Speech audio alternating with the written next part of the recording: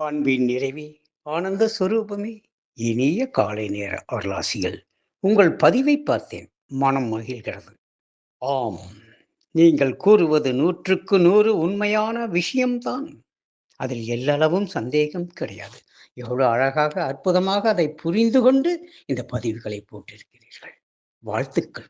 ஆம், இந்த குண்டலினி எழுப்புவது அவ்வளவு சுலபமான காரியம் அல்ல. ஆகவேதான் இந்த குண்டலினிங்கிற வித்தையை யாரும் தொடுவதில்லை.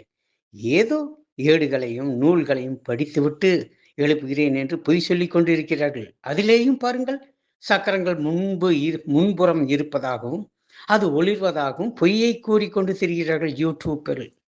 ஆக அது ஒரு பக்கம் இருக்கட்டும். மற்ற குருமார்களும் எனக்கு தெரியும், உனக்கு தெரியும் என்று சொல்கிறார்கள். எத்தனை பேருக்கு இந்த குண்டலினியை விழிப்புற செய்திருக்க முடியும்? அவருக்கே முதலில் அது விழிப்புற்றிருக்கிறதா என்பது சந்தேகமே. அப்படி விழிப்புற்றிருந்தாலும் அதை மற்றவருக்கு கொடுக்க முடியாது. நீங்கள் கூறுவது உண்மைதான்.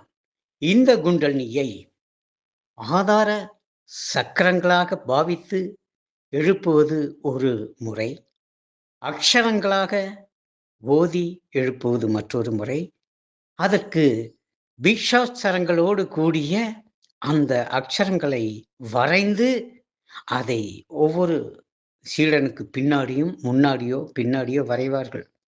அந்த சக்கரங்களை கரெக்டா சரியாக கட்டங்கட்டமாக வரைந்து அதற்கான பீக்ஷா மந்திரத்தை போட்டு வணங்கி அதை அருள் பாலிக்கச் செய்து அவர் சக்தியை செலுத்தி குண்டலினியை மூலாதார சக்கரத்திலிருந்து சுவாதிஷ்டானத்துக்கு எழுப்புவதற்கு கிட்டத்தட்ட 1 வருடம் ஆகலாம்.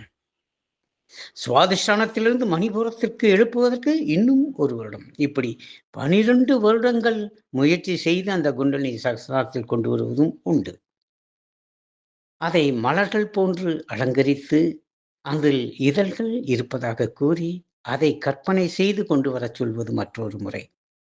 இதே குண்டலினி ஏற்றுவதற்கு ஆதார சக்கரங்களுக்கு அதிர்ஷ்டான தெய்வங்களை கொடுத்து, மூலாதாரத்திற்கான அதிர்ஷ்டான தெய்வம் விநாயகர், சுவாதிஷ்டான சக்கரத்திற்கு அதிர்ஷ்டான தெய்வம் பிரம்மதேவன், மணிபூரகத்துக்கு அதிர்ஷ்டான தெய்வம் விஷ்ணு, அநாகதத்துக்கு அதிர்ஷ்டான தெய்வம் ருத்திரன், கண்டத்துக்கு மகேஸ்வரன், நெற்றிக்கு சதாசிவம், உச்சிக்கு பிரம்மம்.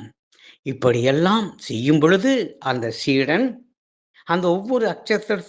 அந்த ஒவ்வொரு சக்கரத்திற்குமான அந்த அக்ஷரத்துக்கான வஸ்திரங்கள், இது நவ ரத்தினங்கள், அதில் பணம், பூ, பழம், நெய், தேன் போன்றவற்றை கொடுத்து அந்த குண்டலினி எழுப்ப வேண்டியதாக இருக்கும். குருவுக்கு இத்தனையும் செய்து அவரை பூஜித்து அந்த குண்டலினி சக்தியை பெறுவதெல்லாம் ஒரு காலம். இங்கு நம் மன்றத்தில் அப்படி அல்ல. நான் கட்டளை இடுவேன், மூலாதாரம் என்றால் கவனிக்க வேண்டும், சுவாதிஷ்டானம் என்றால் மேலே ஏற்ற வேண்டும், மணிப்பூரகம் என்றால் அதற்கு மேல் வரணும், மீண்டும் கீழே இறக்குவேன். நான் இங்கிருந்து உட்கார்ந்து கொண்டு கட்டளையிடுவேன், மணிப்பூரகம் கவனி, கீழே இறங்கு, சுவாதிஷ்டானம் மூலாதாரம் அடங்கு. உடனே அந்த குண்டலினி கீழே இறங்கும். நான் சொல்லும் சக்கரத்தை விட்டு அது நகராது. ஒருவர் 2 பேருக்கல்ல, ஒட்டு மொத்தமாக 50 பேர் அமர்ந்திருந்தாலும், அந்த 50 பேர் அல்ல 100 பேர் இருந்தாலும் இதேதான். நான் மணிபூரகத்தில் தொட்டு பார்த்தால் அனைவருக்கும் மணிபூரகத்தில் இருக்க வேண்டும். அநாகதம் என்றவுடன் அநாகதத்தில் அது வெளிப்பட வேண்டும். கட்டளையிடுவேன், விசுத்தி, ஆக்ஞா, சகசாரா சுழலட்டும் என்று சொன்ன உடனே சுழிமுனை சுவாசம் வரணும். சகசாரத்தில் குண்டலினி சுழலணும். ஒவ்வொரு சக்கரத்திலும் வெப்பம் இருக்கணும்.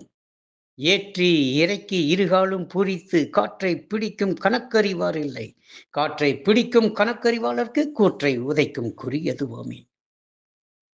இந்த குண்டலினி என் ஆணைக்கு கட்டுப்படுவதல்ல, உங்களுடைய எண்ணத்திற்கும் அது வசமாகும் அளவிற்கு நான் அதை வெளிப்படுத்தி கொடுத்து அருள் புரிகிறேன் என்பதே உண்மை. இதன் மகிமையை அறியாமல் நம் மக்கள் இன்னும் தத்தளித்துக் கொண்டுதான் இருக்கிறார்கள். ஏனென்றால் அத்தகைய அற்புதத்தை இந்த மாதம் கூட நிகழ்த்தியிருக்கிறேன். தபஸ்வினி அம்சவேணி, தபஸ்வினி பால மஞ்சு அவர்களுக்கு வந்த உடனேயே வலது நாசில் தான் சுவாசம் ஓடிக்கொண்டிருந்தது. அடுத்ததாக இரு சுவாசம், சுழிமனை சுவாசம். அவர்களுக்கு அது புரியவில்லை. குண்டலினி சக்தியை ஒவ்வொரு சக்கரத்தின் வழியாக கொண்டு வந்து ஆக்ஞா கடந்த சக்கரத்தில் கொடுத்து தொட்டு பார்க்க சொல்கிறேன். உணர்ந்து ஆமாம் என்று ஓதுகிறார்கள். ஆனால் அவர்கள் நம்ப முடியவில்லை. என்ன செய்வது? இவ்வளவு அற்புதங்கள் இங்கே நிகழ்வது அது குருவர்களின் சித்தியாகும், சக்தியாகும். இதை அழகாக புரிந்து கொண்டு பதிவிட்டதற்கு என் அன்பு கனிந்த அருளாசிரியர் நன்றி. செய்க, நலமே பெறுக, தீர்காயுஷ்மான் பவா.